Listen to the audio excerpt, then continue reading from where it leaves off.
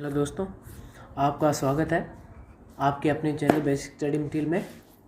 तो चलिए दोस्तों, आज हम बात करने वाले हैं ऑपरेटिंग सिस्टम के पार्ट 3 के बारे में। आज फर्स्ट यूनिट हम इसकी कंप्लीट कर देंगे। तो देखिए हमारा क्वेश्चन क्या है, what is kernel in OS. भी जो कर्नल वगैरह हम बात करते हैं भी होता क्या है ओएस के अंदर। The kernel is a computer program at the core of a computer's operating system that has complete control over everything in this system. कहते हैं भी ये क्या एक कंप्यूटर प्रोग्राम होता है जो कोर होती है मैंने उसके पास बिल्कुल, कहते हैं इसका पूरा कंट्रोल होता है, हर एक चीज़ पे पूरे सिस्टम पे इसका पूरा कंट्रोल होता है। It is the portion of the operating system code that is always resident in memory and facilitate interaction between hardware and software component. कहते हैं ये हमेशा मेमरी के अंदर रहता है और ये क्या करता है, इंटरेक्शन करवाता है, मतलब जो हार्डवेयर और सॉफ्टवेयर उन दोनों के बीच में वर्क जो करवाते हैं सारा इसी का काम होता है। A kernel is provided with a protected kernel space which is a separate area of memory and this area is not accessible by other application programs. अब जो कर्नल होता है इसको एक इसका खुद का अलग से एक एरिया दिया होता है ना, जो बाकी सारी चीज़ों से प्रोटेक्ट होता है, मतलब उसको और कोई दूसरा प्रोग्राम एक्सेस नहीं कर सकता।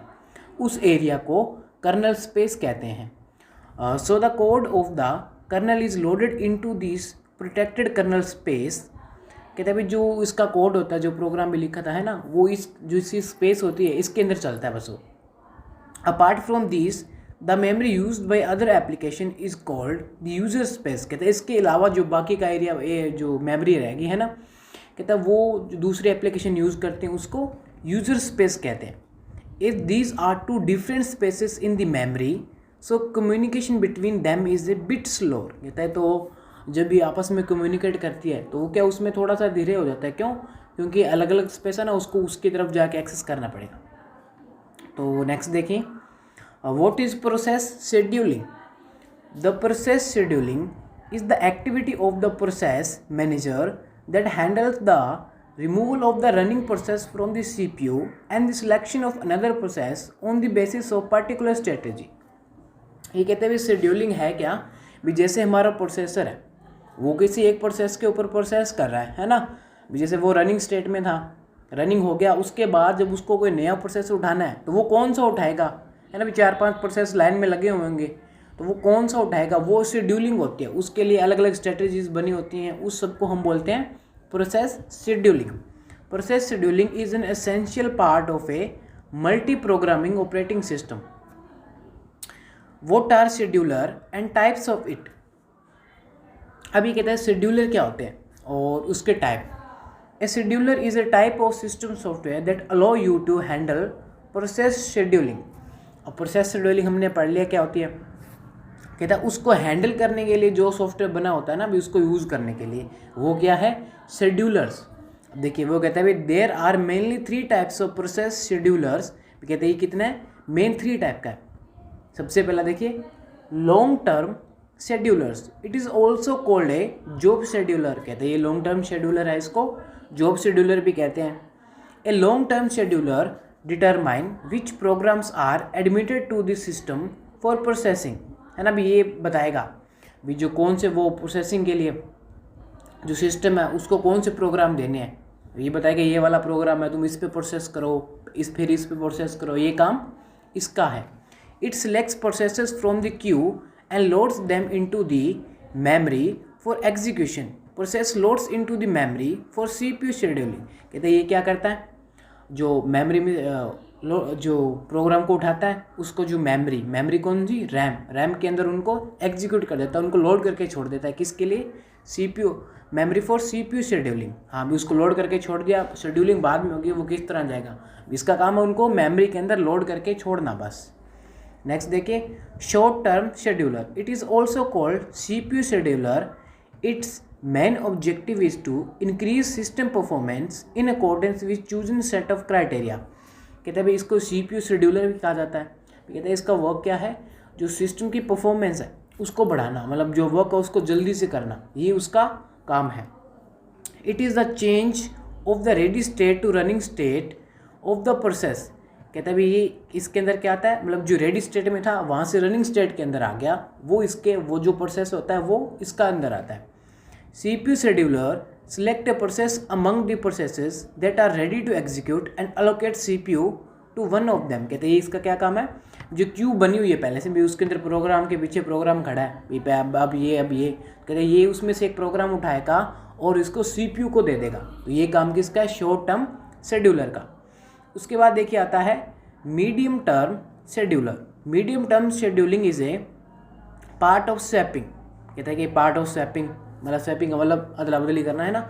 It removes the process from the memory, it reduce the degree of multi programming. The medium term scheduler is in charge of the handling of the swapped out process. ये क्या करता है, जो RAM के अंदर जिसका काम हो गया जिस चीज़ का, तो अब उसकी जरूरत तो है नहीं, तो उसको ये निकाल के बाहर दे देगा और उसकी जगह पे दूसरे को लोड करके छोड़ देगा। तो ये किसका काम है, मीडियम टर्म शेड्यूल का। स्वैपिंग करा ना, उसको उठा के उधर रख दिया और दूसरी वाली उधर वाली एप्लीकेशन को रैम के अंदर लोड कर दिया। ए रनिंग प्रोसेस में become suspended if it makes an input output request. A suspended process can not make any progress toward completion.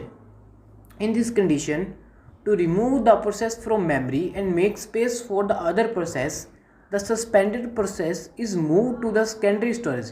कहते भाई क्या काम करता है, जैसे कोई प्रोसेस चल रहा था अचानक से, मतलब वो किसी कारण बंद हो गया या अपन उसको बंद कर दिया, तो वो रैम के अंदर तो पड़ा है ना, तो इसका क्या काम है, उसको उस रैम से उठाना और जो सेकेंडरी मेमोरी उसके अंदर ले जाके रखना ताकि ये रैम को फ्री कर सके।